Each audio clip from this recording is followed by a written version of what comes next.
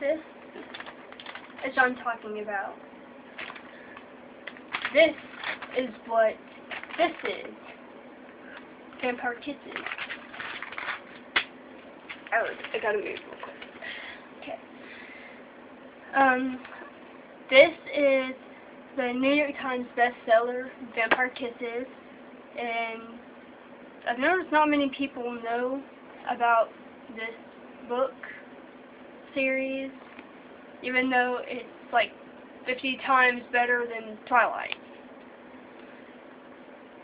I don't know why people don't like it, because it's got real vampires, unlike the sparkly disco ball, whatever you want to call those things that have psychic powers.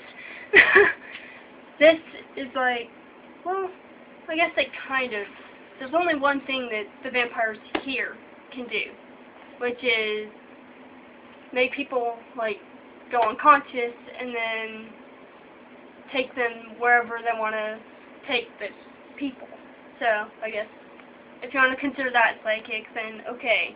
But it doesn't have the whole mind reading and pain-giving stares and everything.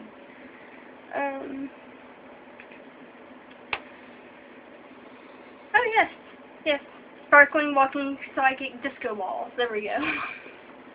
I knew I had that written somewhere. I'm going to read the back of this and then tell you a little bit about basically what it is about a little bit more. Raven lives in Dulceville, where nothing ever happened until now.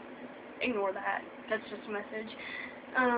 The mansion on top of Vincent Hill has been empty and boarded up for years, but a new family has moved in. A family that never ventures out during the day. Who are these creepy people? Especially the handsome, dark, and elusive Alexander Sterling.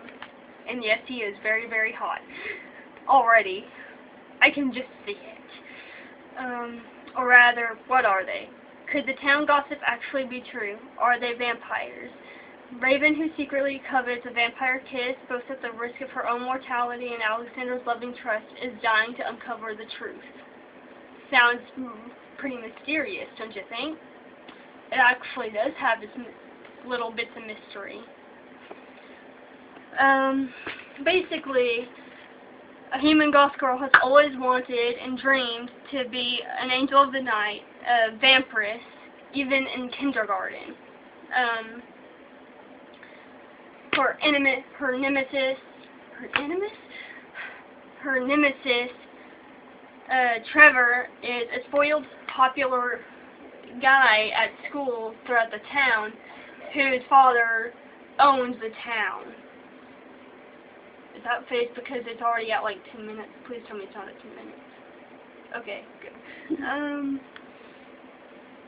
Alexander just moved into his grandmother's old mansion, and his family is royal vampires from Romania.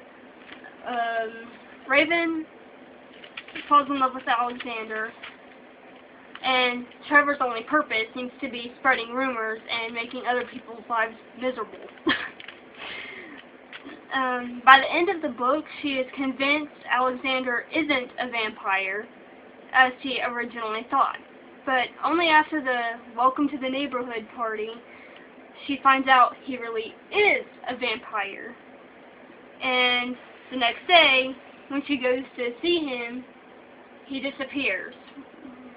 Mysteriously. He's just gone, leaving only one little note to her. Trevor and Raven's relationship is complicated, but very funny, I guess. You could, if you like complicated but funny stuff.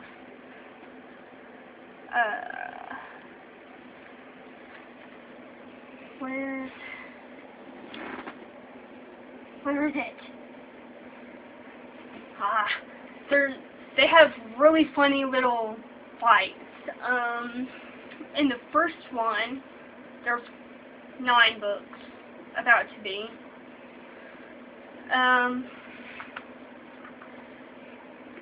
What's one of the, well, Do you remember one of the funny scenes in the first book?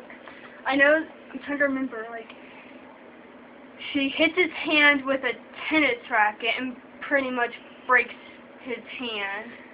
Isn't that over the one where candy. he tries to get her out in the country and he ends up, she teases him, he gets naked and she runs off with his clothes? Yeah. Oh. That one was later, that one was Halloween. Oh, okay. Halloween he stole her candy, and then he threatened to spray paint the mansion. Mm. But, okay. Trevor, not really Trevor, Raven and Becky, kind of go to this popular party at Trevor's best friend's home. Trevor is completely drunk. Completely wasted. Raven and Becky get separated. By the way, Becky is Raven's only friend in town, sadly. So they get separated.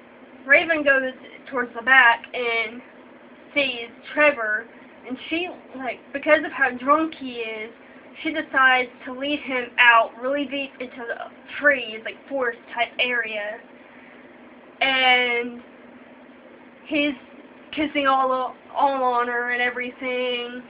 Obviously she knows what he's really aiming for, but she's playing along, and she gets him to undress. Yes, undress. And she makes a run for it after she gets all of his clothes. His loafer shoes, his shirt, his pants, his undershirt. And the next day, following days on, she keeps putting pieces of clothing up on the lockers with a little note. The last one was funny. It was his underwear, and she put a sign up saying, "White is for virgins, right, Trevor?" And everybody cracked up laughing at the school. Everybody in school started laughing, except really the teachers and the principal, who was pretty upset about it.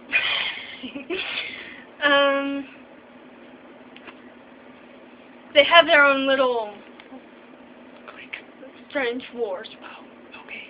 What? What's click? Don't worry about it. Oh, you mean the separate things. Yeah, like preps and jocks, and then there's nerds, and then there's Raven. The only goth in town. Anyway, they have an interesting relationship, to say the least. Always fighting in this weird way. Yes, I know. That's kind of why, Mom. That's kind of why it's been so hard. I guess I don't really know how to talk about it without giving away too much information, really. But it is so much better than, like, anything I've ever read before, really. So, I guess next video I'll make will be about the second book, The Kissing Coffins, since I don't really know how to... How would you say... Do you think that would be enough, really? Well, you're not helpful. Holding this thing, that's helpful. Yes, it is. I know that. But when it comes to needing memories over here... Mom, stop making a face. We've already seen the episode. You know what? There. How much time? 30 seconds. Really? 25 seconds. Until what? Until 10 minutes. Oh, well, 20 seconds. go ahead and... Okay, I guess, yeah. Kissing Coffins will be the next video I will talk about. And then push the button again. The blue button now. Yeah.